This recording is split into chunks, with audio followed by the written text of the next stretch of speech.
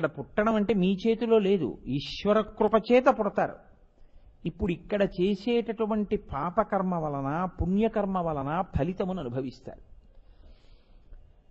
పుణ్యకర్మాచరణం చేశాడా పైలోకాలకు వెడతాడు, పాపకర్మాచరణం చేశాడా కింది లోకాలకు వెళ్ళిపోతాడు. పాపము పుణ్యము రెండూ లేవు.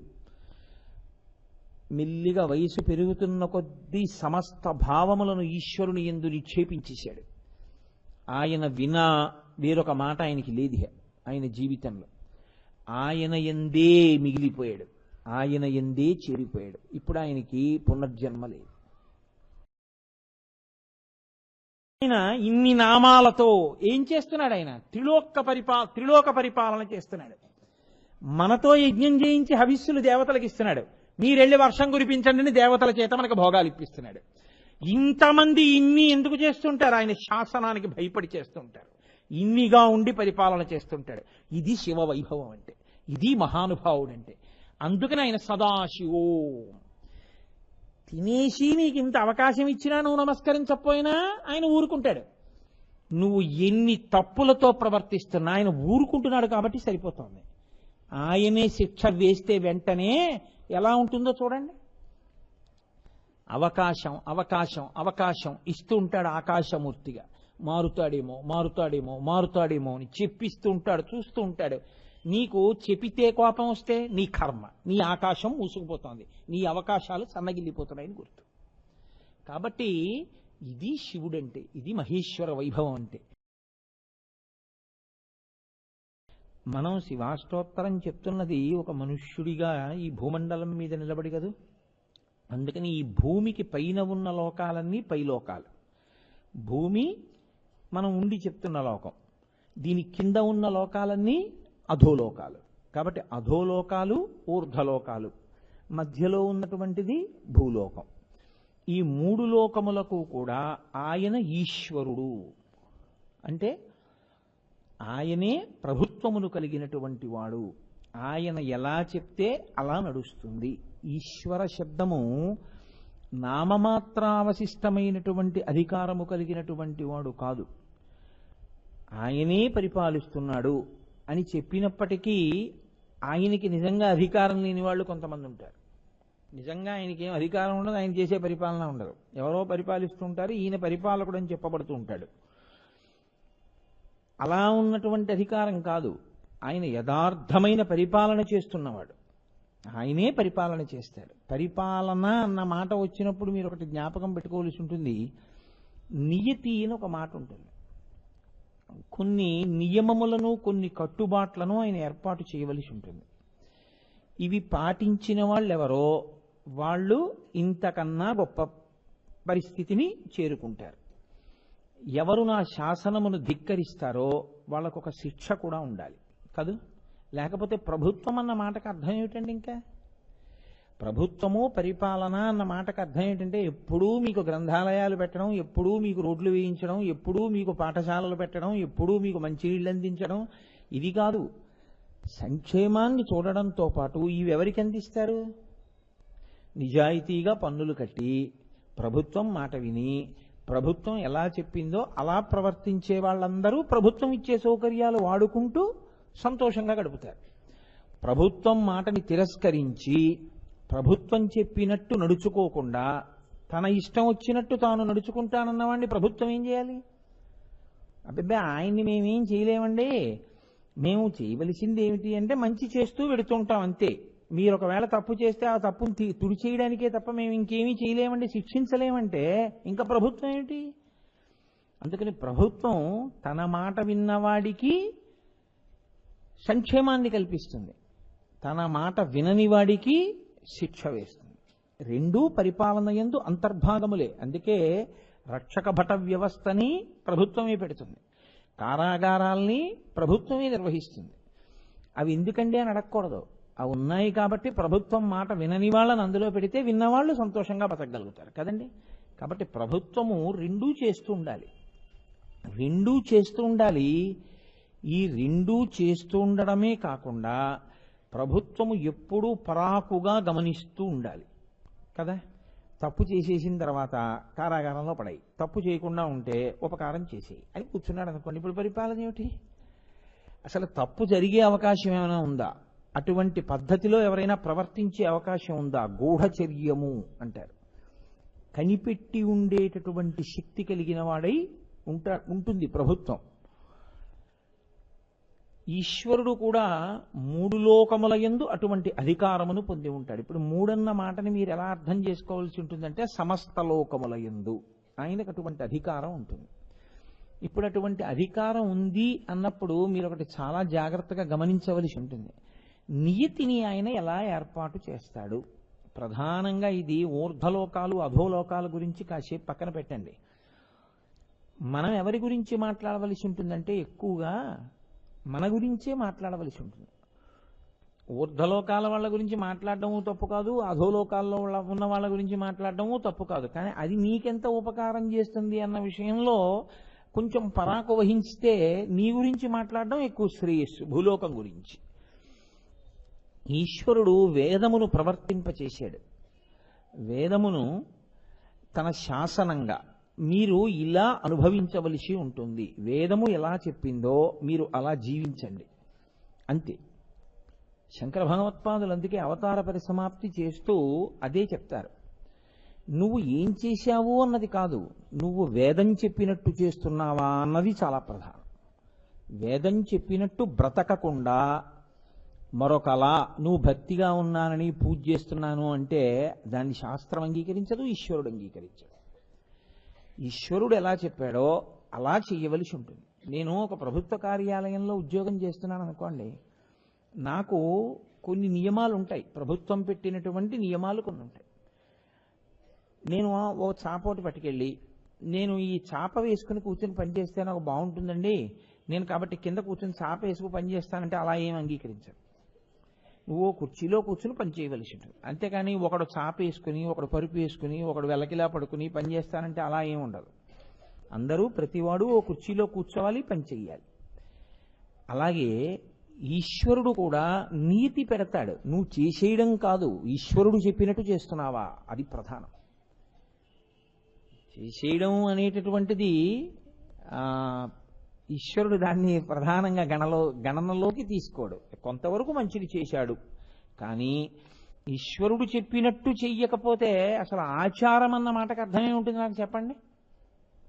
ఆచారము అన్న మాట లుప్తమైపోతుంది అంతే. ఇంకా ఎందుకని అంటే అసలు దానికి ఒక పద్ధతి అన్నది కొరవడిపోతుంది. ఇంకా అందుకే ఈశ్వరుడు ఏం చేశాడంటే వేదమును ప్రవర్తింపచేసినప్పుడు ఈ భూమండలమంతా శ్రేయస్సుని పొందడానికి, వేదం చెప్పినట్టు బతకడానికి అనువైనటువంటి స్థితిలో వాళ్లే దీని మీద పుట్టాలని ఏం లేదు. కర్మానుభవం పొందడానికి భూమి మీదకి వస్తూ ఉంటాడు. వేదం చెప్పినట్టు ప్రవర్తించి వేదంలో చెప్పినటువంటి క్రియలు ఆచరించడానికి ఈ భూమండలం మీద ఒక భాగాన్ని ఆయన నిర్ణయం చేశాడు. ఎంత ఆశ్చర్యకరమైన విషయం చూడండి. ప్రభుత్వం ఎక్కడ ఉంది అని నేను అడిగాను అనుకోండి, ఇదిగోనండి ప్రభుత్వం చూపించడానికి మీకు ప్రభుత్వం ఏం కనపడదు. ఏం కనపడుతుంది? ప్రభుత్వ కార్యాలయము కనపడుతుంది. అన్ని కార్యాలయములలో ఉండేటటువంటి అధికార శక్తి ఎక్కడ కేంద్రీకృతమైపోతుంది? మీరు ఏ విభాగమునందున్నారో ఆ విభాగమునకు ఉన్న రాజధానిలో ఉన్నటువంటి సచివాలయమునందు కేంద్రీకృతమవుతుంది. మళ్ళీ ఆ సచివాలయంలో ఎవరు ప్రధానమైన పరిపాలకుడో ఆయన గది యందు కేంద్రీకృతమవుతుంది. మళ్ళీ ఆ గదిలో ఆయన యందు కేంద్రీకృతమవుతుంది. ఆయన యందు కేంద్రీకృతమైన అధికారము ఆయన సంతక రూపంలో బయటకు వస్తుంది కదండి. ఆయన ఒక సంతకం పెట్టాడు అంతే, శాసనం. అలాగే వేదము ప్రవర్తించవలసిన స్థానాన్ని ఒకదాన్ని ఆయన నిర్ణయించాడు. వేద పరముగా వేదము ఎలా చెప్పిందో అలా క్రియాకలాపములు జరగవలసినటువంటి భూభాగము. దానికి ఆయన ఏం చేశాడంటే, నేను ఒక మృగాన్ని విడిచిపెడతాను, ఆ మృగం భూమండలం మీద ఎక్కడ తిరుగుతుందో అది మాత్రమే కర్మాచరణమునకు, వేదము ఎటువంటి కర్మలు చెప్పిందో ఆ కర్మలు చెయ్యడానికి ఆ భూమి మాత్రమే ఉపయుక్తము. ఆ భూమి కాకుండా ఇంకొక భూమి ఉపయుక్తము కాదు. అక్కడికి వెళ్ళి నువ్వు అసలు వైదిక కర్మ చేయకూడదు. నేను చెప్పట్లేదు, మీరు కావాలంటే వేదభాష్యాలు తీసి చూడండి. అప్పుడు మొట్టమొదట ఇంద్రుడు ఒక కృష్ణమృగం రూపంలో ఈ భూమండలం మీద తిరిగాడు. ఆయన తిరిగినప్పుడు ఒక సంకల్పంతో తిరగలేదు.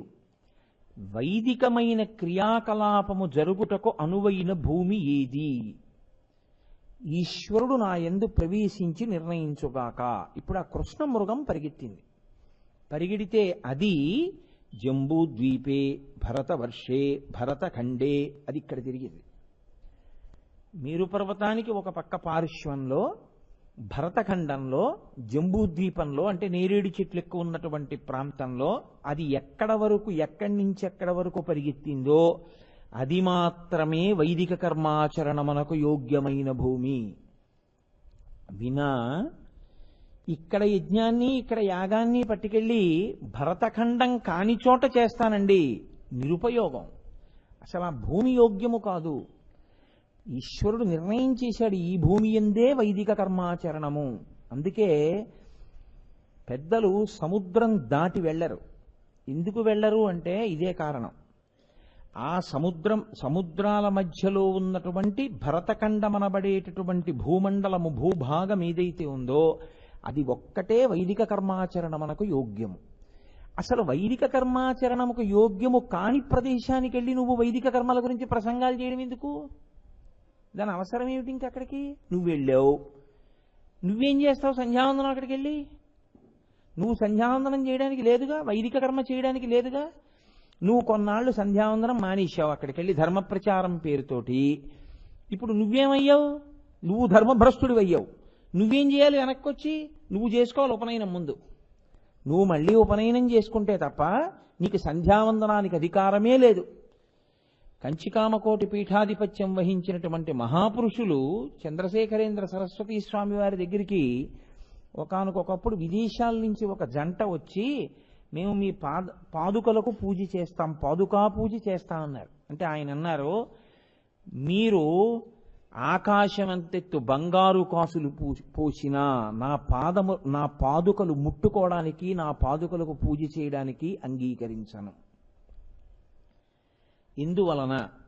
మీరు ఈ దేశంలో పుట్టి ఇక్కడి నుంచి ఇంకో దేశానికి వెళ్ళిపోయారు. మీకు వైదిక కర్మాచరణము చేసే అధికారం పోయింది. పోయిన కారణం చేత మళ్ళీ ఉపనయనం చేసుకుంటే తప్ప నా పాదుకలు ముట్టుకునేటటువంటి అధికారం లేదు. కాబట్టి నేను ఇవ్వలేను. మీరు నా పాదుకా పూజ చేయడం కుదరదు.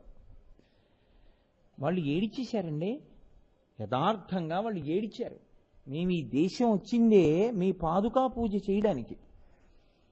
అటువంటప్పుడు ఇంకా మీ పాదుకా పూజ చేయకుండా మేమేం వెళ్ళిపోతాం అంటే, మీరు వెళ్ళారా వెళ్ళలేదా అన్నది కాదు, మీరు వెళ్ళొచ్చు, కానీ ఈశ్వరుడు దాని ఫలితంగా వీడి దోషంగా వేస్తాడు.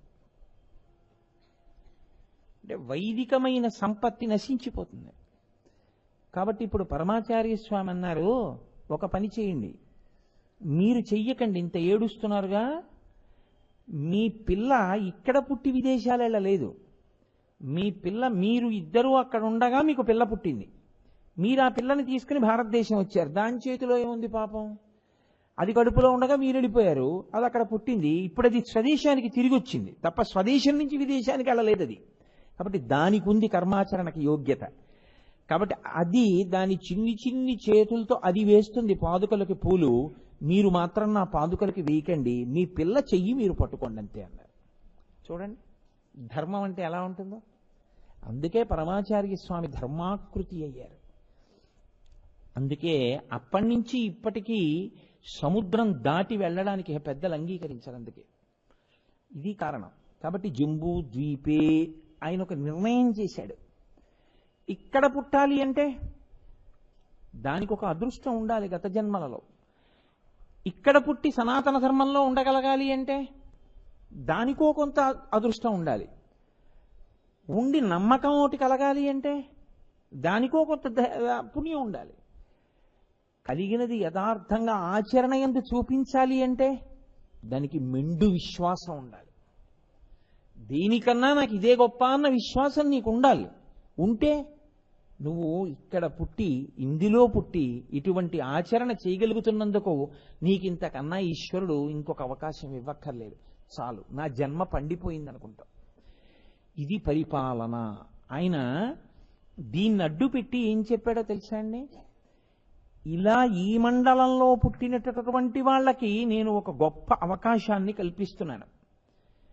అది ఇక్కడ పుట్టడం అంటే మీ చేతిలో లేదు, ఈశ్వర కృప చేత పుడతారు. ఇప్పుడు ఇక్కడ చేసేటటువంటి పాపకర్మ వలన పుణ్యకర్మ వలన ఫలితమును అనుభవిస్తారు. పుణ్యకర్మాచరణం చేశాడా పైలోకాలకి వెడతాడు, పాపకర్మాచరణం చేశాడా కింది లోకాలకు వెళ్ళిపోతాడు. పాపము పుణ్యము రెండూ లేవు. మెల్లిగా వయసు పెరుగుతున్న కొద్దీ సమస్త భావములను ఈశ్వరుని యందు నిక్షేపించేశాడు. ఆయన వినా వేరొక మాట ఆయనకి లేదు ఆయన జీవితంలో. ఆయన యందే మిగిలిపోయాడు, ఆయన యందే చేరిపోయాడు. ఇప్పుడు ఆయనకి పునర్జన్మ లేదు. కాబట్టి ఇప్పుడు ఈ భూమి మీద నుంచి ఆయన ఇక్కడ పుట్టిన వాళ్ళకి ఆయన ఇచ్చేటటువంటి శక్తి ఏమిటో తెలుసా అండి? ప్రభుత్వాన్ని నడిపించేవాడిగా. మీరేం చేస్తూ ఉంటారు ఇక్కడ చూస్తుంటాడు. అంటే మీరు ఆలోచించండి, జీవయాత్రలో ఎన్ని కోట్ల కోట్ల కోట్ల కోట్ల జన్మల తర్వాత బహుశా మీరు ఇక్కడ ఇలా జన్మించే అవకాశం కలిగి ఉంటుంది. ఇటువంటి అవకాశం పొందడం ఒక ఎత్తు, పొందిన అవకాశం యొక్క గొప్పతనాన్ని తెలుసుకుని దాన్ని నిలబెట్టుకోగలిగినటువంటి సత్తా కలిగి ఉండడం ఒక ఎత్తు. ఈశ్వరుడు నోరిచ్చాడు, నువ్వు రామనామం చెప్పద్దు. ఈశ్వరుడు వైదిక కర్మాచరణం చేసే అధికారం ఇచ్చాడు, ఎలా చేయమన్నాడో అలా నువ్వు చెయ్యొద్దు. అలా నువ్వు చెయ్యగలిగితే ఆనాడు నువ్వు ఈశ్వరుడి కృపకి పాత్రుడు అవుతావు. అలా నువ్వు పాత్రుడు అవుతున్నావు అన్న విషయాన్ని లెక్క కట్టుకునేటప్పుడు నీకేం ఖాతా పుస్తకాలు తీసుకొచ్చి చూపించరు. ఇదిగోనండి అని రోజు పట్టుకొచ్చి నీకెవరు చూపించరు. మరి ఎవరు రాస్తుంటారు ఈ జీవుల ఖాతాలన్నీ? ఆయనే అంతర్యామిగా ఇక్కడే ఉండి సమస్తాన్ని ఆయన రాసుకుంటూ ఉంటాడు. సమస్తం ఆయనకి తెలుసు. నువ్వు మనసుతో ఏం చేస్తున్నావో, మనసుతో ఏం ఆలోచిస్తున్నావో ప్రతి విషయాన్ని ఆయన పసిగట్టగలడు. పసిగట్టి వ్రాసుకుంటాడు. అది ప్రభుత్వము, ఈశత్వము, అధికారము అన్న మాటకి అర్థం అక్కడ వస్తుంది.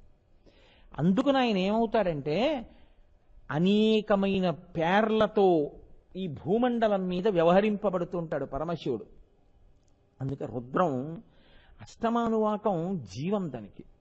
నమ సోమాయ చ రుద్రాయ చ నమస్తామ్రాయ చ అరుణాయ చ నమ శంగాయ చ పశుపతయే చ నమ ఉగ్రాయ చ భీమాయ చ నమో అగ్రే వధాయ చ దూరే వధాయ చ నమో హంత్రే చ హనీయసే చ నమో వృక్షేభ్యో అంటూ ఉగ్రాయ చ భీమాయ చ అని రెండు పేర్లతో పిలుస్తుంది. ఉగ్రంగా ఉన్నాడు అంటే మీకేమిటి దాని అర్థం? చాలా కోపంగా ఉన్నాడు అని, అంతే. మీరు అందులో ఏమీ దాన్ని పెద్ద సమర్థించేసే ప్రయత్నం ఏమీ చెయ్యక్కర్లేదు. వేదం అలా చెప్పింది. నమ ఉగ్రాయచ, ఆయన కోపంగా ఉన్నవాడే. భీమాయచ, ఆయన భయం కలిగించేటట్టుగా ఉన్నాడు. భీమాయచ అంటే నమ ఉగ్రాయచ భీమాయచ, ఆయన భయాన్ని కల్పిస్తూ ఉంటాడు. ఆయన ఎందుకు అలా ఉండడం? మరి అలా ఉండవలసిన అవసరం ఆయనకి ఏమిటి అంటే పాపం చేసిన వాళ్ళకి భయపెట్టడానికండి. నేనంటాను, మీతో ఒక మాట చెప్తాను. సదాశివ అని ఒక నామం ఉందా? సదాశివుడు అంటుంటాం. మీకు ఆ సదాశివ అన్న నామం ఈశ్వర సంబంధంగా ఇంకా ఏ పేర్లకి ముందు సదా విశేషణం వెయ్యరు. సదా బ్రహ్మ, సదా విష్ణువు అలా ఉండవు. మహాశివుడు ఉండడు, మహావిష్ణువు ఉంటారు. మహాదేవుడుగా శివుడు ఉంటాడు. అసలు ఆ చమత్కారం ఆ పిలవడంలో ఉంటుంది. మహాదేవుడుగా ఉన్న శివుడు పరమశివుడు. పరమ అంటే ఎప్పుడూ శాంతం, ఎప్పుడూ కళ్యాణం, ఎప్పుడూ మంగళం. ఇటువంటి ఆయన సదాశివుడే. సదా అంటే ఎల్లప్పుడూ. ఒకప్పుడు శివుడిగా ఉండి ఒకప్పుడు ఉగ్రమూర్తిగా భీమమూర్తిగా ఉండేవాడు కాడాయన. ఆయన ఎప్పుడూ సదాశివుడే. మరప్పుడు ఉగ్ర అన్న నామం, భీమా అన్న నామం ఎలా వచ్చాయి? మరి ఉగ్ర అంటే కోపంగా ఉండడం అన్నాం కదండి. మరి సదాశివ అంటున్నాం పక్కన. మరి సదాశివుడికి కోపం ఎప్పుడు వచ్చింది? ఆయన మహాశాంతమూర్తి అండి. ఆయనకి ఉగ్రుడు అనో పేరుందండి అన్నాను అనుకోండి, ఎలా పొంతన కుదురుతుందండి రెండింటికి?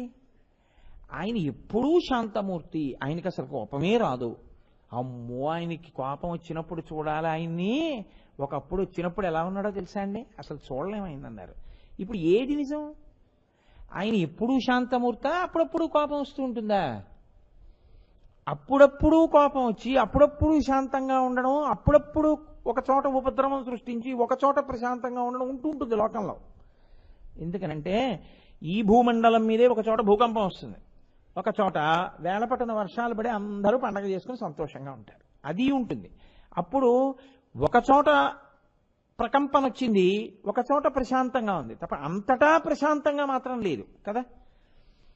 సదా శివుడు అంటే ఎప్పుడూ మంగళంగా ఉన్నవాడు, ఎప్పుడూ ప్రశాంతంగా ఉన్నవాడు.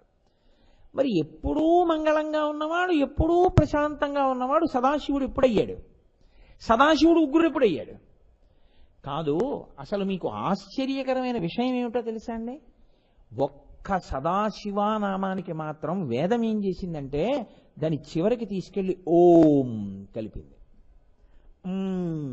అన్న నాదం కలుస్తుంది. మనకంటే ఇప్పుడు అన్ని పిచ్చి పిచ్చి పేర్లు, ఆంధ్రదేశం అలా తయారైపోయింది అనుకోండి. ఇప్పటికీ ద్రవిడ దేశంలో సదాశివం అన్న పేరు చాలా ఎక్కువ పెట్టుకుంటారు. సదాశివం అన్న పేరు మీకు చాలా ఎక్కువగా కనపడుతుంది. అది సదాశివ అని వదలరు, సదాశివం, సదాశివోం ప్రణవాన్ని కలిపింది వేదం. ఎక్కడ కలిపింది? ఈశాన సర్వ విద్యానాం ఈశ్వర సర్వభూతానాం బ్రహ్మాధిపతిర్బ్రహ్మణోధిపతిర్బ్రహ్మ శివో మే అస్తు సదాశివోం. అది అస్తు సదాశివ అని వదిలిపెట్టలేదు, అస్తు సదాశివోం, సదాశివ ఓం అది. ఏమిటది? అలా ఎందుకు సదాశివ దగ్గరే ఎందుకు అనాలి? ఓం నిర్గుణ స్వరూపం, అకార ఉకార మకారముల చేత నిర్గుణ నిరంజన నిత్య శుద్ధ బుద్ధ సచ్చిదానంద పరబ్రహ్మశక్తి ఆవిష్కరణని సూచించేటటువంటి స్థితి ఓంకారము చూపిస్తుంది, ప్రణవం. అందుకే చిన్నపిల్లల్ని ప్రణవం ఎక్కువ పలికించకండి అని చెప్తారు పెద్దవాళ్ళు. ఎందుకని అంటే మళ్ళీ దాని వ్యవహారం వేరనుకోండి, ఇప్పుడు దాంట్లోకి ఎందుకు. కానీ ఆ ఓంకారం అది నిర్గుణ స్వరూపం. నిర్గుణ స్వరూపమైనటువంటి ఓంకారము తర్జుమా అయిపోతే మూర్తిగా వస్తుంటుంది ఒక్కొక్కసారి. అందుకే రామచంద్రమూర్తికి రామ సీతారామ లక్ష్మణ హనుమలే ఉంటారు. అకార ఉకార మకార నాదము నలుగురు అకార ఉకార మకార అన్న నాదము కలిస్తే ఆ ఓం సీతారామ లక్ష్మణ హనుమలుగా చిత్రపటం ఉంటుంది. అందుకే భరత శత్రుఘ్నులు వాళ్ళు ఇంక ఉండాలని ఏం లేదు, ఇంకా వాళ్ళ నలుగురితోటే ఉంటుంది పట్టాభిషేకం. అలా సదాశివ ఎప్పుడూ ప్రశాంతంగా ఉండేవాడు ఓం నిర్గుణుడు. నిర్గుణుడు శాంతమూర్తి అంటే మళ్ళీ గుణం రాలా? ఎలా కుదురుతుంది? అందుకే అసలు ఈ తలకాయ ఎక్కడుంది మాకు చెప్పండి అని అడిగారు. ఎవ్వరికీ లేని రీతిలో పైకుందన్నారు. అందుకే సద్యోజాత ముఖం పశ్చిమాన్ని చూస్తుంది, అఘోర ముఖం దక్షిణాన్ని చూస్తుంది, తత్పురుష ముఖం తూర్పుని చూస్తుంది, వామదేవ ముఖం ఉత్తరాన్ని చూస్తుంది, ఈశాన ముఖం పైకి ఉంటుంది. ఈ పైకి ఉన్న ముఖం ఏం చేస్తుంటుందంటే అనుగ్రహాన్ని ఇస్తుంది. అనుగ్రహము అంటే మాయని తీసివేయుట, మాయా అన్న పొరని చిదిపేస్తుంది. చిదిపేస్తే యథార్థ స్వరూప భాష కలుగుతుంది. అందుకే మన వాళ్ళు మాయని అవనిక అంటారు. అవనిక అంటే తెర, అది అందులో కలిసిపోయింది అన్నదానికి ముందు తెర పట్టారు అంటే అది ఇంకా దీనిది కాదు అని గుర్తు. మీరు చూడండి, పెళ్లిలో తెర పడతారు, తెర పట్టినంత సేపు ఆడపిల్ల తల్లిదండ్రుల దగ్గరే ఉంటుంది. కన్యాదానం చేసేసి తెర దింపేశారు, పెళ్లి కొడుకు పెళ్లి కూతురు ఒక పీట మీదకి వచ్చేస్తారు. ఇంకా క్షణం నుంచి ఆయన ఆవిడిది, వాళ్ళిద్దరు ఒక పీట మీదకి వస్తారు. తల్లిదండ్రులు ఏమవుతారు? కాసేపు పక్కన కూర్చొని చేయించి వాళ్ళు లేచిపోతారు. ఇంకా వాళ్ళిద్దరూ బ్రహ్మముడి వేసుకుని వాళ్ళే హోమం అవి మొదలు పెట్టేస్తారు. అంటే అప్పటి వరకు ఇద్దరేమో, ఇక ఆ తర్వాత వాళ్ళిద్దరు కారు ఒకరే. కాబట్టి ఎప్పుడూ వాళ్ళ మధ్యలోకి వెళ్ళవద్దు. తెరపట్టి తెరదించేస్తుంటారు ఒకటైపోయేటటువంటి స్థితిలో. అది ఆ మాయా అన్న అవనికని ఆయన ఎత్తాడనుకోండి, తిరోధానమూర్తి అంటారు. ఆ మాయని తీసేస్తాడు. అనుగ్రహమూర్తి. ఆ అనుగ్రహమూర్తి అయితే సదాశివోం నిర్గుణ నిరంజనమైనటువంటి పరబ్రహ్మమునందు ఐక్యం చేసేస్తాడు. అలా కలపగలిగినటువంటి స్థితి మోక్షప్రదాత. అప్పుడు మోక్షం ఇచ్చాడు అని గుర్తు. అది ఊర్ధ్వముఖమై ఉంటుంది. ఇప్పుడు ఆ ముఖానికి సదాశివుడు అని పేరు. అందుకని సదాశివోం. ఆయన ఎవరు? ఈశాన సర్వ విద్యానాం ఈశ్వర సర్వభూతానాం. ఆయన ఒకరికి ఇద్దరికి కొంతమందికి కాదు. ఈశ్వర సర్వభూతానాం, సమస్త భూతములకు అంటే సమస్త ప్రాణులకు ఆయనే ప్రభువు. సర్వ విద్యానాం, ఈ లోకంలో ఎన్ని విద్యలు ఉన్నాయని నువ్వు అనుకుంటున్నావో అన్ని విద్యలకు ఆయనే అధిపతి. సమస్త శబ్దములకు ఆయన ఢమరుకే కారణం. సమస్త నృత్యములకు, సమస్త నాట్యములకు ఆయనే కారణం. అన్ని ధ్వనులకు ఆయనే కారణం. అన్ని శబ్దములకు ఆయనే కారణం. ధ్వని అంటే అర్థం లేనిది, శబ్దము అంటే అర్థం ఉన్నది. కాబట్టి ఇన్ని ఎక్కడి నుంచి వచ్చాయి? ఆయనలోంచే వచ్చాయి. కాబట్టి ఈశాన సర్వ విద్యానాం ఈశ్వర సర్వభూతానాం బ్రహ్మాధిపతి. ఈ సృష్టి మరి బ్రహ్మగారు కదా చేశారు. సృష్టి చెయ్యమని బ్రహ్మని సృష్టి చేసింది ఆయనే. ఇది ప్రభుత్వం అన్న మాటకు అర్థం. త్రిలోకాధిపతి అన్న మాటకి మీరు ఎట్నుంచి తీసుకుంటే వస్తుందో దాన్ని తేలిగ్గా మీకు అందించే ప్రయత్నం చేస్తున్నాను. ఇప్పుడు బ్రహ్మను ఎవరు సృష్టించారు? ఆయనే. అందుకే ఆయన గౌరవం ఇస్తారు. ఇంత సృష్టి ఆయన వలన జరిగింది కాబట్టి ఆయన తలకాయ పడిపోతుంది కాలంలో ఒకప్పుడు. అయ్యయ్యో పాపం ఆయన తలకాయ కూడా అలా శ్మశానంలో పడిపోవలసిందే, నక్కల కొరకవలసిందే కాదు. కాబట్టి ఆయన ఏం చేస్తాడంటే దాన్ని తీసి ఒక తడపకి గుచ్చి మెళ్ళో వేసుకుంటాడు. ఇప్పుడు ఆ మెళ్ళో వేసుకుంటే ఏమైంది? ఒక పుర్రె. శివుడి మెళ్ళో ఎన్ని పుర్రెలు ఉన్నాయి లెక్క పెట్టడానికి వీల్లేదు. ఆవలి అంటే వరుస. బ్రహ్మమస్తకావలిని బద్ధతే నమః శివాయ అని స్తోత్రం చేస్తారు శంకర భగవత్పాదులు. బ్రహ్మల తలలు పుర్రెలు ఎన్నో మాలలు ఆయన తలలో ఉన్నాయి, ఆయన మెడలో ఉన్నాయి. అంటే ఎంతమంది బ్రహ్మలో వచ్చారు, ఎంతమంది బ్రహ్మలో వెళ్ళిపోయారు. ఆయన మాత్రం అలాగే ఉన్నాడు. ఆయన శాశ్వతుడు, నిరంజనుడు, నిత్యుడు. ఆయన సృష్టి చేయిస్తూ ఉంటాడు, నిలబెడతాడు, లయం చేసుకుంటాడు. ఇది ఎలా ఉంటుందో తెలుసా అండి? ఈ సృష్టి స్థితి లయ అన్నది చెప్పినప్పుడు నేను మీతో ఒక మాట చెప్తే మీరు చాలా తొందరగా బాగా పట్టుకోగలుగుతారు. తాను కదలక కదిలేదాన్ని పుట్టించి కదులుతున్న దాన్ని తనలో కలుపుకుంటాడు. ఇన్ని చేస్తున్నవాడు కదలకుండా ఉంటాడు. అదే క్షితిమూర్తయే నమః, ఓం శర్వాయ క్షితిమూర్తయే నమః. అందుకే మీకు శివారాధన యందు ఒక గొప్పతనం ఉంది. ఏమిటో తెలుసా అండి?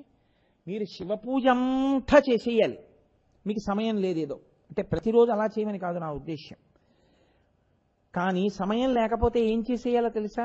ఓం భవాయ దేవాయ నమః, ఓం శర్వాయ దేవాయ నమః, ఓం ఈశానాయ దేవాయ నమః, ఓం పశుపతయే దేవాయ నమః, ఓం రుద్రాయ దేవాయ నమః, ఓం ఉగ్రాయ దేవాయ నమః, ఓం భీమాయ దేవాయ నమః, ఓం మహతే దేవాయ నమః.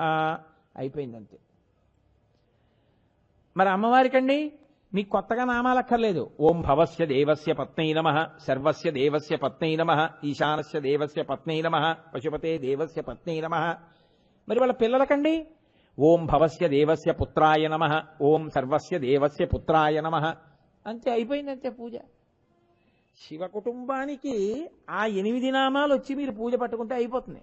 శంకర భగవత్పాదులకి శంకర జయంతి నాడు పూజ చేస్తే 108 నామాలు కదండి. మరి 109, 112 ఉండవుగా, 108.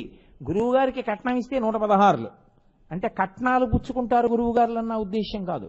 శంకర భగవత్పాదులు కట్నం పుచ్చుకుంటారా? కాదు, మర్యాదా పురస్సరంగా ఇచ్చేది 116. మరి గురువు గారి నామాలు కదా, గురు పూజ నాడు 108తో ఎలా పూర్తి చేస్తారు? 116 ఎలా చేస్తారు?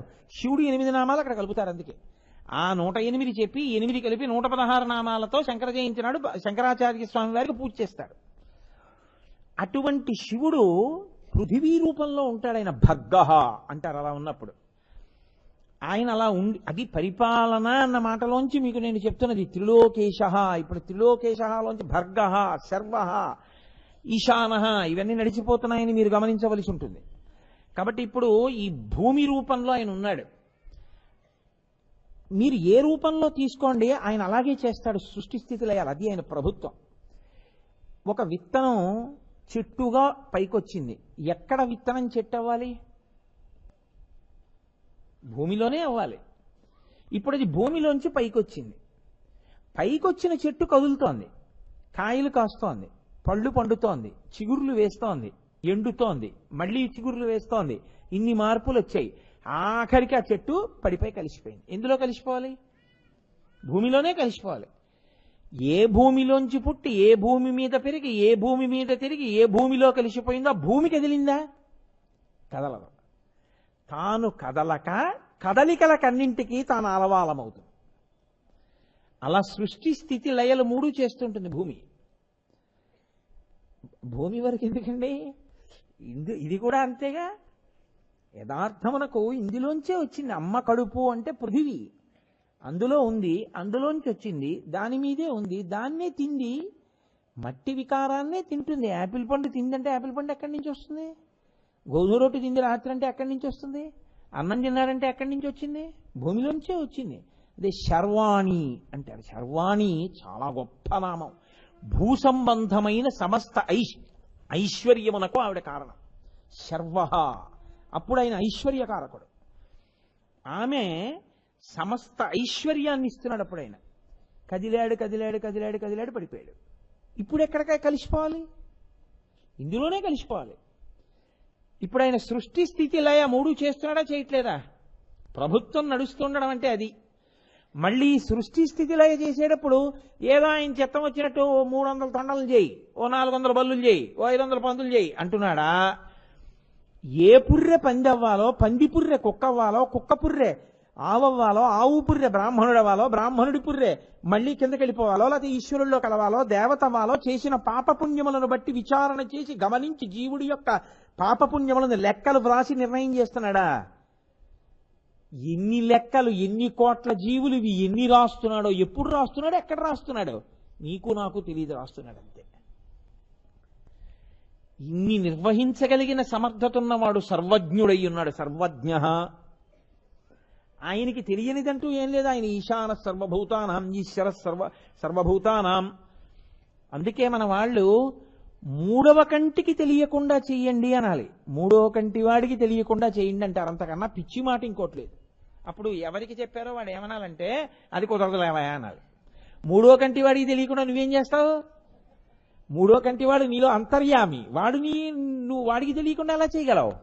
మూడవ కంటికి తెలియకుండా అంటే నీ 2 కన్నులు తప్ప ఇంకొక 2 కన్నులలోని ఒక కన్ను కూడా చూడకుండా, అది రహస్యం అని. మూడో కంటి వానికి తెలియకుండా చేయండి అంటుంటారు. త్రయంబక, 3 కన్నులు ఉన్నవాడు, వాడికి తెలియకుండా ఏమీ అవ్వదు. సూర్యచంద్ర అగ్నిహోత్రాలు, రాత్రి అయితే చంద్రుడిగా చూస్తాడు, పగలైతే సూర్యుడిగా చూస్తాడు, నీ ఒంట్లో వేడిగా చూస్తాడు. ఇంకా నువ్వు ఆయనకి తెలియకుండా చేసేదే ఉంది. అందుకే భక్తి అన్న మాటకు అర్థం ఏమిటో తెలుసా అండి? ఈశ్వర నీ సమక్షంలోనే నిన్న తప్పు చేశాను అని అనగలగడమే భక్తి. తప్పులన్నీ చేసేసి సమర్థించుకోవడం భక్తి కాదు, తప్పు చేసి తప్పొప్పుకోవడం భక్తి. ఈశ్వరుడి దగ్గరికి వెళ్ళి నిజమే తెలియకపోవడం ఏంటి, నువ్వు చూడకపోవడం ఏంటి, నీ కళ్ళ ముందు చేశానా తప్పు, నేను మన్నింపబడదను గాక, నేను క్షమింపబడదను గాక, ఇంకొక మారు నేను అలా చేయకుండా నన్ను అనుగ్రహించు. ఇలాంటివి ఎన్నో తెలుసా నేను చెప్పవలసి వస్తే. నీ పూజకి 108 నామాలే చెప్తున్నాను, 1000 నామాలు చెప్తున్నాను. అసలు నేను నిజంగా ఒక్క 24 గంటల్లో చేసిన తప్పులు చెప్పవలసి వస్తే ఓ రోజు మళ్ళీ దానికే సరిపోతుంది. అందుకని అజ్ఞానినామయా దోషాన్ అశేషాన్ విహితాన్ హరే క్షమస్వత్వం క్షమస్వత్వం శేషశైల శిఖామణి. నిజాయితీగా ఇది చెప్పినవాడు ఎవడో వాడు భక్తుడు. నోటితో పాడినవాడు, నోటితో చెప్పినవాడు భక్తుడు ఎందుకు అవుతాడు? తత్వం తెలుసుకు చెప్పినవాడు భక్తుడు అవుతాడు. కాబట్టి ఆయన ప్రభుత్వాన్ని నడిపిస్తుంటాడు. ఈ ప్రభుత్వాన్ని నడిపించడంలో ఆయన గమ్మత్తు ఎక్కడుంటుందో తెలుసా అండి? ఈ భూమికి మోయగలిగిన శక్తిగా ఆయన ఆవహించి ఉంటాడు. ఏది మోస్తోందండి సమస్తాన్ని? భూమే మోస్తోంది. ప్రతి దానికి ఒక పరిమితి ఉంటుంది, ఇంతకన్నా మొయ్యలేదు, క్యారీయింగ్ కెపాసిటీ అంటాం, ఓ lift carrying capacity, car carrying capacity. భూమికి మీరు నేను ఏమీ చెప్పలేం దాని క్యారీయింగ్ కెపాసిటీ. కానీ భూమి అంటుంది నేను మొయ్యలేకపోతున్నాను అంటుంది. అప్పుడు ఈశ్వరుడు అంటాడు ఏమి ఎందుకు మొయ్యలేకపోతున్నావు అంటాడు. పాపభారము పెరిగిపోయింది అంటుంది ఆవిడ. ఆవిడ ఏది మొయ్యలేదో తెలుసా అండి? అంటే ఈశ్వర శక్తి దేన్ని ఒప్పుకుంటుందంటే ఈశ్వరుడు చెప్పినట్టు ప్రవర్తించి బతుకుతున్న వాళ్ళు ఎన్ని కోట్ల మంది ఉన్నా ఈశ్వరుడికి బరువు కాదు. బరువు ఎప్పుడు అంటే ఆయన చెప్పిన మాట కాదని బతికి నా అంతవాణ్ణి నేనని విర్రవీగినప్పుడు అది ఆయనకి బరువు. మీరు చూడండి ఇంట్లో కూడా ఏమంటాం, కడుపున పుట్టినవాడే బరువు అయిపోయాడండి. ఎందుకు బరువు అయిపోయాడు వాడు అంటే వాడు చెప్పిన మాట వినడు, బరువు అయిపోయాడు.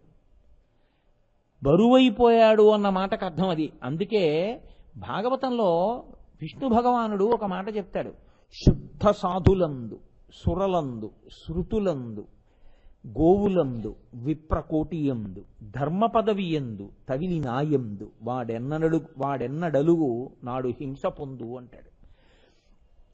ఇవే పాపాలు.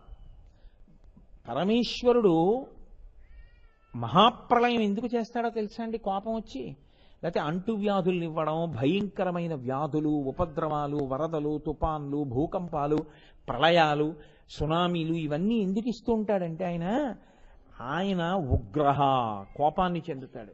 దేనికి కోపం? ధర్మ వ్యతిరిక్తంగా పెరిగిపోయి బతికే వాళ్ళు ఎక్కువైపోయారు. నేను చెప్పినట్టు బతకట్లేదు, నేనిచ్చింది తిని నేనిచ్చిన శరీరాన్ని పుచ్చుకొని నేను చెప్పినవి కాదని బతకడానికి ఉపయోగించుకుంటున్నారు. ఆయన ఆగ్రహం వస్తుంది ఆయనకి, ఉగ్రహ. కానీ ఆయన సదాశివ. ఎలాగండి పొంతన? ఆయన ఎప్పుడూ సదాశివుడైతే మరి ఉగ్రుడు ఎందుకు అయ్యాడు? మీరు బాగా పట్టుకోవాల్సిందండి. ఇది అర్థం కాకపోతే మీరు ఎన్నాళ్ళు ఆ మంత్రం చెప్తున్నా ఈశానతర విజ్ఞానాన్ని ఈశ్వరతర భూతానామని మంత్రపుష్పం దగ్గరికి వచ్చేటప్పటికే పువ్వు పట్టుకుని చేతిలో నించుంటాం. మొట్టమొదటి హెచ్చరిక వేస్తారు మంత్రపుష్పానికి, నాణ్యపంథాయ నాయ విద్యతే. నువ్వు ఈశ్వరుడిలో కలవాలనుకుంటే ఇది వినా మార్గము లేదు, ఇది తెలుసుకో. ఇంకొకటి ఉందని అనుకుంటున్నావేమో, ఇంకేం లేదు, ఇదే మార్గం. ఏమిటా మార్గం? సదాశివోం, ఆయన సదాశివుడని తెలుసుకో. ఆయన సదాశివుడే ఉగ్రుడని మళ్ళీ వేదం చెప్తోంది రుద్రంలో. ఉగ్రుడిగా సదాశివుడు, భీముడిగా సదాశివుడు. ఎలాగో తెలుసా అండి? మీరు కొంచెం జాగ్రత్తగా పట్టుకోండి. అనేకమైనటువంటి చేసిన పాపములు ఉన్నాయి. ఇప్పుడు ఈ పాపములు పోతే కదూ మీరు అసలు విడుదల పొందడం అన్నది వస్తుంది. ఆ పాపాలు పోతే కదూ ఈశ్వరుడి దగ్గరికి వెళ్ళడం అన్నది, ఈశ్వరుణ్ణి చేరుకోవడానికి మార్గం ఏర్పడడం అన్నది. ఇప్పుడు ఈ చేసిన పాపములన్నీ తీసేయాలంటే దేని రూపంలో తీసేయాలి? కష్టపెట్టి తీసేయాలంతే కదా. ఏదో ఒక కష్టాన్ని ఇచ్చి ఆ కష్టం రూపంలో తీసేయాలి. ఇప్పుడు ఆయన మీకు కష్టాన్ని ఇచ్చి కష్టం ఇచ్చిన రూపంలో మీ పాపాన్ని అలా తీసేసి మిమ్మల్ని బాగా దగ్గరికి తీసుకున్నవాడు సదాశివుడు ఎందుకు కాలేదు? ఆయన సదాశివుడిగానే ఉన్నాడు, మంగళప్రదుడిగానే ఉన్నాడు. మంగళప్రదుడిగా ఆయన ఏం చేస్తున్నాడు? మీ పాపాన్ని తీసేస్తున్నాడు. కష్టం ఇచ్చి ఉగ్రహ, కోపంతో మీకు శిక్ష వేసిన వాళ్ళ కనపడి ఆ శిక్ష రూపంలో మీ పాపాన్ని తీసేస్తున్నాడు. ఇప్పుడు ఆ పాపం పోతే, అందుకే పెద్దలు కష్టం వస్తే సంతోషిస్తారు. అమ్మయ్యా, కుంతీదేవి అయితే భారతంలో ఉంది, కృష్ణ నాకెప్పుడూ కష్టాలే, దానివల్ల 2 ఫలితాలు వస్తాయని. కృష్ణుడు నవ్వి అన్నాడు, ఏమొస్తాయన్నాడు? ఒకటి, ఎప్పుడూ నీ నామము స్మరిస్తాను. సుఖాలే ఉన్నాయనుకో, నీవెవడకు కావాలి? అక్కర్లేదు, నా అంతవాణ్ణి నేనని తిరుగుతాడు. కష్టాలుంటే ఎప్పుడు ఆయన్ని నమ్ముకుని ఆయన నామం చెప్తుంటాడు. 2, నీ నామం కష్టంలో బాగా చెప్తే ఏమవుతుంది? పూనికతో ఇంత కష్టం ఇచ్చినా పాపం నా కాళ్ళే పట్టుకున్నాడు, నువ్వు వస్తావు, నీ దర్శనం అవుతుంది. కాబట్టి కష్టము వలన నిన్ను చేరడం తేలిక, నాకు కష్టాలే ఇయ్యండి కుంతి. కాబట్టి ఇప్పుడు ఉగ్రహగా ఉన్నవాడు సదాశివుడు కాకుండా ఎలా పోయాడు నాకు చెప్పండి? మిమ్మల్ని అనుగ్రహిస్తున్నాడండి కదూ. మీ పాపం అక్కడతో పోయింది కదా, మీ తప్పు అక్కడతో పోయింది కదా. కన్న తండ్రి కడుపులో పెట్టుకున్నట్టు పెట్టుకుంటాడు తెలుసా అండి. మీ అబ్బాయే చిన్నతనంలో చాలా పెద్ద తప్పు ఒకటి చేశాడు అతను. చెయ్యరాని తప్పే చేశాడు. ఏదో పిల్లాడు కదా, తెలుసున్న వాళ్ళ పిల్లాడు కదా అని చెప్పి నాన్నగారు ఏదో ఆ బ్యాంకుకి వెళ్ళారు, నాన్నగారు వెళ్ళారు, అందరూ తెలుసున్న వాళ్ళు కనపడి ఏమంటే వచ్చారా అని మాట్లాడుతున్నారు. ఈ పిల్లాడిని ఎవరో, బాబు నువ్వు బలానా వాళ్ళ అబ్బాయివా అన్నారు. వీడు అలా బ్యాంకు లోపలికి వెళ్ళి మాట్లాడుతూ ఎవరో పాపం ఆ క్యాషియర్లు వాళ్ళు బలానా వాళ్ళ అబ్బాయి కదా అని ముద్దు చేసి పలకరించారు. వీడు వెళ్ళి అక్కడ ఉన్నటువంటి డబ్బుల్లో ఓ 400-500 రూపాయల కాగితాలు మడత పెట్టేసి జేబులో పెట్టేసుకున్నాడు. ఆ తండ్రి గారు బయట నుంచి ఉన్నాడు, ఈ పిల్లాడు నిశ్శబ్దంగా బయటకు వచ్చేసాడు.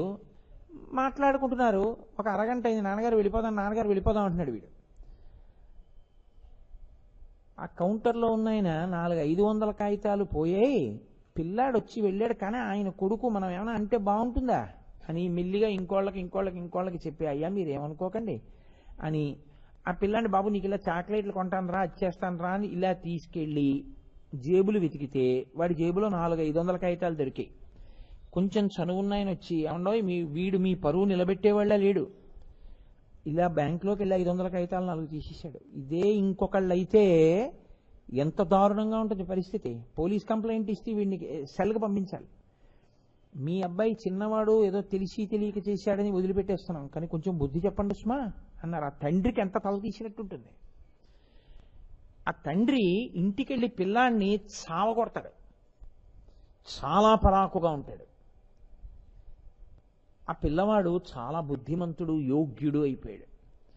ఆ పిల్లవాడికే తండ్రి డబ్బు ఇచ్చి, ఒరే ఈ డబ్బు పట్టుకెళ్ళి బ్యాంకులో కట్టేసి రారా అంటాడు. వాడు వెళ్ళి బ్యాంకులో డబ్బు కట్టేసి వచ్చేస్తున్నాడు.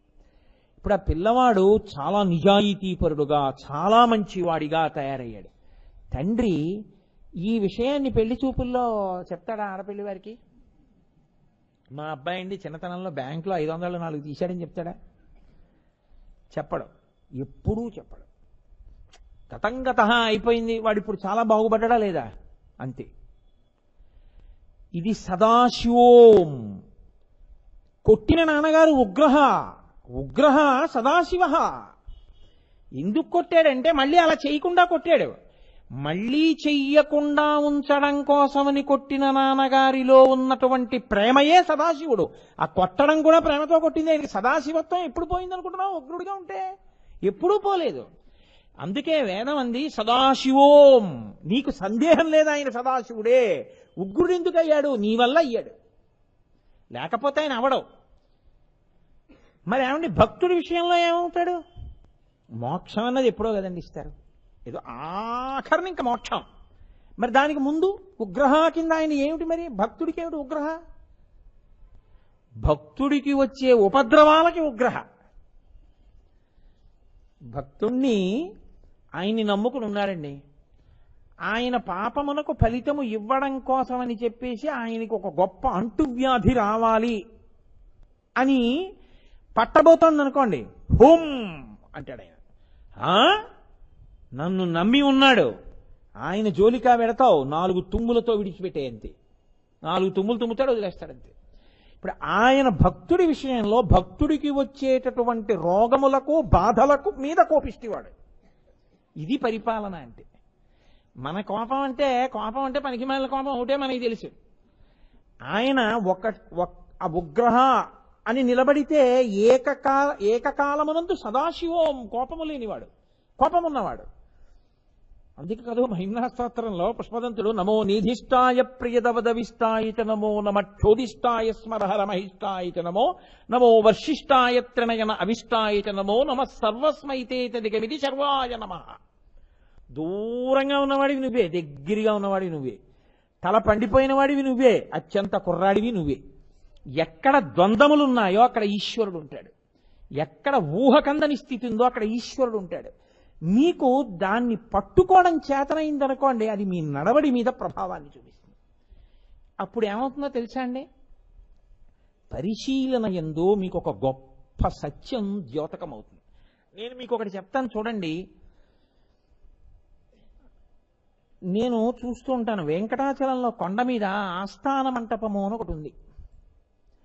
ఆ ఆస్థాన మంటపంలో హరికథ అవి చెప్తుంటారు. నేను ఎప్పుడూ 100 మందిని మించి చూడలేదు, అది నా ప్రారంభం అయి ఉండొచ్చు. ఆ 100 మందిలో 80 మంది ఎందుకు వస్తారో తెలుసా అండి అక్కడికి? పోనీ నా అనుభవం కాదంటే నాతో ఎంతో మంది వచ్చారు, వాళ్ళని అడగండి. ఎందుకు వస్తారో తెలుసా అండి? పాపం కాటేజీలు అవి లేక బయట ఎక్కడో కూర్చుని పడుకుని ఉన్నవాళ్ళు కాసేపు 4 గోడలు, ఫ్యాను, హాయిగా ప్రశాంతంగా కాళ్ళు జాపుకుని కూర్చుంటే ఏదో హరికథ ఏదో వినపడుతుంటుంది, చల్లగా ఉంది, ఈశ్వరుడు ఇచ్చినటువంటి ఆవాసమని కాళ్ళు. కొంతమంది అక్కడే గోడలకి శుభ్రంగా నిద్రపోతుంటారు కూడా. అలా హాయిగా కాళ్ళు చాపుకు పడుకోవడానికి, కూర్చోవడానికి, నించోవడానికి కూర్చుంటారు. కానీ వాళ్ళ ఉద్దేశ్యం అది కాదు సభామంటపం. అక్కడికి వచ్చి కూర్చుని అందరూ ఆ కార్యక్రమాన్ని విని అవతరించి సంతోషించి వెళ్ళాలి అని. కానీ ఇలా వాడుకున్నా వచ్చి లేపేయలేరు కదా, దాన్ని అలా వాడేసుకుంటుంటారు అంతే. ఒక్కొక్కసారి అలా ఈశ్వర తత్వంలో ఉన్న గొప్పతనం ఏమిటో తెలుసా అండి? అమ్మయ్యా సుఖంగా ఉంది ఇక్కడ, హాయిగా ఉంది అనుకున్నాడు అనుకోండి, వాడు ఎందుకు లేచి వెళ్ళిపోతాడండి? వాడు లేచి వెళ్ళిపోతే మళ్ళీ బయట ఎక్కడ రోడ్డు మీద కూర్చోవాలి. బాగుంది కదా, వాడికి కార్యక్రమంతో పని ఉంది, ఇంకా కూర్చుంటాడు. కూర్చుని హాయిగా గోడకి జాగ్రత్త నిద్రపోతుంటాడు. 8:30, 9 అయిపోతుంది, కార్యక్రమాలన్నీ అయిపోయి హారతి కూడా ఇచ్చేసారు, వీడు ఒకడే ఉన్నాడు. అప్పుడు ఏం చేస్తారు? తలుపులు వేసే ముందు, రే నాయన లే బయటికి వెళ్ళి, ఇంకా అయిపోయే కార్యక్రమాలను పడుకున్నావు సార్లే వెళ్ళంటారు. అప్పుడు వీడు బయటికి వెళ్ళిపోతాడు. మీరు జాగ్రత్తగా ఆలోచించండి. ఈశ్వరుడు అన్ని సుఖములే ఇచ్చాడు అనుకోండి, చాలా బాగుంది. అసలు మనం ఏమైనా పాపం చేస్తే, మనం ఏమైనా తప్పు చేస్తే మనకి శిక్షోటు ఉంటుందని మనం అసలు ఎప్పుడు తెలిసి వస్తుంది నాకు చెప్పండి? ఈశ్వరుడు కరుణామయుడు, దయాళువు, ఎవరినీ ఏమీ చేయడు, బాధ పెట్టడు. మీ పాపాలన్నీ ఆయన పుచ్చేసుకుంటాడు. అందుకని మీకేం బెంగలేదు, మీరు ఏ పాపమైనా చేసేసేయండి. ఈశ్వరుడు మిమ్మల్ని రక్షించడం తప్ప ఆయన మిమ్మల్ని ఏ శిక్ష వెయ్యడు అని నేను మీకు చెప్పాను అనుకోండి, ప్రబోధం. అది మీకేమైనా పనికొస్తుందా? మీ ప్రవర్తన మీద నాకు చెప్పండి. మీ మార్పుకి అది కారణం ఏమైనా అవుతుందా? ఒక్కనాటికి అవ్వదు. ఇంకెందుకండి? వాడు ఏ తప్పు చేసినా వాళ్ళ నాన్నగారు చూసుకుంటారులే అన్నట్టుంటుంది. కాదయా, నువ్వేం చేస్తున్నావో రాసుకుంటూ ఉంటాడు, శిక్ష వేస్తాడన్నాను అనుకోండి. ఇప్పుడు మీకో కష్టం వస్తే మీకో పరాకు వస్తుంది. ఓ తప్పు చేశాను, కష్టం వచ్చింది. ఇప్పుడు ఈ కష్టం ఇంత బాధగా ఉంటే తప్పు ఎందుకు చేయడం? కాబట్టి మనం ఇక చెయ్యొద్దు తప్పులు, అసలు మనం వాటి జోలికి వెళ్ళద్దు. మనం మంచిగా ఉందాం, ఈశ్వరుడు మన పట్ల కారుణ్యమూర్తి అవుతాడు. మీ నడవడి దిద్దడానికి ఉగ్రహ నామం కారణమవుతుంది కాదు. అంటే నేను త్రిలోకీశ అని ఉగ్రహతో సమన్వయం చేస్తున్నానని మీరు గుర్తుపట్టవలసి ఉంటుంది. ఈశానః, సర్వజ్ఞ ఇవన్నీ కలుపుతున్నాను కాదు. ఇంకొక కోణం కూడా నేను మీకు చూపిస్తాను. అన్ని సుఖాలే అనుకోండి, వైరాగ్యం అన్నది అసలు పుస్తకంలో ఉంటుంది, మీకు ఎప్పటికీ రాదు. అవునా కాదా? ఎవడండి అన్ని సుఖాలే ఉండగా అబ్బే ఈ సుఖాలా, ఈ సుఖాలు ఎందుకండి, ఈశ్వరుడు శాశ్వతం అండి, ఇవి మాకు వద్దండి అని వాడు వెళ్ళిపోతాడని మీరు అనుకుంటున్నారా? వాడికి ఒక్కనాటికి వైరాగ్యం రాదు. చీ పో ఇలాంటి మాటలు వినపడుతుంటే అప్పుడప్పుడు ఇలా మిణిక్ మిణిక్ మిణిక్ మిణిక్ అంటుంటుంది. ఏమిటో వీళ్ళని నమ్మడమే కానండి, వీళ్ళందరూ ఇంతే, ఆ ఈశ్వరుడు ఒక్కడేనండి అంటూ ఉంటాడు. కాబట్టి కష్టములనేటటువంటివి వైరాగ్యం అన్న మాట అప్పుడప్పుడు అంకురించడానికి దోహదపడుతుంది. అది శాశ్వతముగా లోపల నిలబడాలంటే పైకి అందరితో కలిసి ఉన్నట్టుండు, ఎవరి స్థితి ఎలా ఉంటుందో లోపల పరిశీలించి నీ హద్దు నువ్వు తెలుసుకుని అక్కడ వరకు ఆపేసేయి చాలు. ఎప్పుడూ నువ్వు ఉండవలసింది, నీకుండవలసింది ఈశ్వరుడు ఒక్కడే. అది వైరాగ్యం.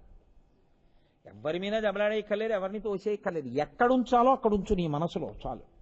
అంతకు మించి స్థానాలు ఇవ్వకుండా ఉండడమే వైరాగ్యం. సంగము తగ్గిపోవుట. ఇప్పుడు ఈ వైరాగ్యం దేనివల్ల వస్తుంది? కష్టం వస్తే. కష్టం ఎలా వస్తే వైరాగ్యం రావచ్చు? నా కొడుకు ఈశ్వరుడి దయవల్ల అలా జరగకుండా కాక, నా కొడుకు నా మాట వినలేదనుకోండి వైరాగ్యం వస్తుందిగా. నా కూతురు నా మాట వినలేదనుకోండి నాకు వైరాగ్యం వస్తుందిగా. మా ఆవిడ నా మాట వినలేదనుకోండి నాకు వైరాగ్యం వస్తుందిగా. నాకు ఏదో అనారోగ్యం చేసింది అనుకోండి, ఏమిటో ఈ శరీరం అని వైరాగ్యం వస్తుందిగా. వైరాగ్యం రావాలి అంటే కష్టం వస్తే తప్ప వైరాగ్యం రాదు. అన్నీ సుఖాలే ఉంటే వైరాగ్యం రావడం అన్నది చాలా కష్టం. కష్టమన్న మాటలోంచే వైరాగ్యమన్న మాట అంకురారోపణం జరుగుతుంది అసలు. కాబట్టి ఆయన ఉగ్రహ కష్టం ఇచ్చి సదాశివోం వైరాగ్య సుఖమునకు కారణమవుతున్నాడు. ఆయన సదాశివుడిగా ఉగ్రుడి భిన్నుడని మీరు ఎందుకు అనుకుంటున్నారు? అసలు ఇది పరిపాలన అంటే. ఆయన ఎన్నిటిగా తిప్పుతూ ఉంటాడో చూడండి. ఇది త్రిలోకేశ. నీకెందుకు పనికొచ్చింది కష్టం? నీ అదృష్టం అంతే. నీకొచ్చిన కష్టాలు నువ్వు వైరాగ్యం పొందడానికి పనికొచ్చాయి, నువ్వు మహాయోగి అయిపోవడానికి పనికొచ్చాయి. నీ అంత భాగ్యవంతుడు లేడు. వేమన గారు అయిపోలా. లోకంలో కష్టం వచ్చిన వాళ్ళు ఆ స్థితిని పొందేసిన వాళ్ళు ఉన్నారు. లోకంలో ఎన్నో కష్టాలు పడి పడి పడి పడి పడి పడి పడి పడితే తప్ప అంత వైరాగ్యంతో మాట్లాడగలిగిన యోగ్యత రాలేదు. అసలు ప్రార్థనా శ్లోకాలు కాలేదు అవి. మహాభారతంలో కష్టము అన్న మాటకి పర్యాయపదంగా కనపడే పాత్రలు కొన్ని ఉంటాయి, వ్యక్తులు. కుంతీదేవి ఒకటి అందులో. ఎన్ని కష్టాలు పడిందో మహాతల్లి. నిజంగా 1, 2 కాదు ఆవిడ పడ్డ కష్టాలు. ఎవరి కోసం? అన్ని పిల్లల కోసమే, ఆ పాండవుల కోసమే. కర్ణుడు కడుపున పుట్టినవాడే, కానీ వివాహపూర్వ సంతానం అవడం వల్ల ఆయన శరీరం పడిపోవడానికి కూడా అంగీకరించింది.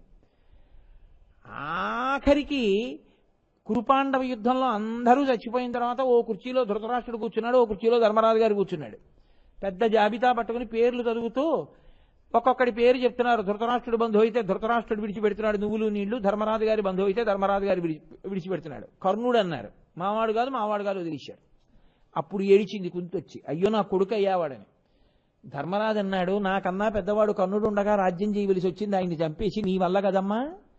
ఆడదాని నోట్లో నువ్వులు నానినంతసేపు కూడా నిజము నానకుండుగాక. నువ్వులు నీళ్ళ ప్రక్రియలో కదా ఉన్నాడప్పుడు. అందుకని ఆవిడప్పుడు అనుకుంది, చిచ్చి చిచ్చి చిచ్చి పిల్లల కోసం ఇంత తాపత్రయపడ్డా ఏమైంది? ఆఖరికి పిల్లల వల్ల శాపం వచ్చింది. లోకం ఉన్నంతకాలం ఏం చెప్తుందంటే, ఆడదాని నోట్లో నువ్వులు నానినంతసేపు నిజం ఎందుకు ఉండదండి? ఎవరిచ్చారండి శాపం అంటే ధర్మరాజు కుంతికి ఇచ్చాడు. అంత ధర్మరాజు తల్లిని ఎందుకు శపించాడు అంటే ఇదిగో ఇంత కథ చెప్పుకొస్తారు. పిల్లల మీద మమకారం మమకారం మమకారం ఆఖరికి దీనికి వచ్చింది అని. అప్పుడు వైరాగ్యం వచ్చి ఆవిడంది, యాదవులందు పాండు సుతులందు నాకు మోహ విచ్ఛేదము చేయుమయ్యా, ఘనసింధువు చేరిడి గంగభంగి నీపాద సరోజ చింతనముపై అనిశము మదీయ వృత్తి అత్యాదర వృత్తితో గదియగనట్లు చేయగదయ్య ఈశ్వరా. నాకు ఈ యాదవులు కృష్ణుడు ఆపదొస్తే రక్షిస్తాడు, ఆయన వాళ్ళు నాకు ఈ వ్యామోహం వద్దు, పాండవులు నా పిల్లలు ఈ వ్యామోహం వద్దు, ఇవి కోశీ కృష్ణ. యాదవులందు పాండు సుతులందు నాకు మోహ విచ్ఛేదము చేయుమయ్యా, ఘనసింధువు చేరిడి గంగ భంగి నీపాద సరోజ చింతనముపై అనిశము మదీయ వృత్తి అత్యాదర వృత్తితో గదియగనట్లు చేయగదయ్య ఈశ్వర. నది ప్రవహించి ప్రవహించి సముద్రంలోకి వెళ్ళిపోయినట్లు నా మనసు ఇంకా నిరంతరము ఒక్క నీ పాదములను మాత్రమే స్మరించగలిగినటువంటి స్థితిని నాకు ఇయ్యి అంటే, ఇల్లు వదిలేస్తావా? ఏం వదిలేను, అక్కడే ఉంటాను. ఏం జరుగుతున్నా దానికి సాక్షిగా ఉంటాను. దెబ్బతిందిగా మనసు. ఇప్పుడు తెలిసి వచ్చింది ఎవరు ఎంత దగ్గర వాళ్ళు. కాబట్టి అందరికన్నా దగ్గరవాడెవడో నాకు తెలిసింది. కాబట్టి నువ్వు ఉండు దగ్గరగా. నీ పాద సరోజ చింతనముపై అనిశము మదీయ వృత్తి యచ్చాదర వృత్తితో గదియగనట్లు చెయ్యు. ఈ మిగిలిన ఉన్నాయి చూశావు, ఇవన్నీ తాత్కాలికం. ఎప్పుడు రంధ్రాన్వేషణ చేద్దామా, ఎప్పుడు తప్పట్టుకుందామా, ఎప్పుడు ఎత్తి చూపిద్దామా, ఎప్పుడు అవకాశం దొరుకుతుందా, ఇది ఎదురు చూసేవాళ్లే తప్ప నిజమైన ప్రేమతో త్రికరణ శుద్ధిగా నిలబడగలిగిన వాళ్ళు ఎక్కడో తప్ప ఉండరు. కాబట్టి ఈశ్వర నాకొద్దీ బంధాలందవిడ. ఆ వైరాగ్యం ఎందుకు వచ్చింది? అన్ని కష్టాల్లోంచి వచ్చింది. ఇప్పుడు ఉగ్రహ సదాశివ, ఉగ్రుడిగా అన్ని కష్టాలు పెట్టినవాడు సదాశివుడై ఆవిడకంత వైరాగ్యం ఇచ్చాడు. ఆవిడ తరించిపోయిందా లేదా? తరించిపోయిందంతే.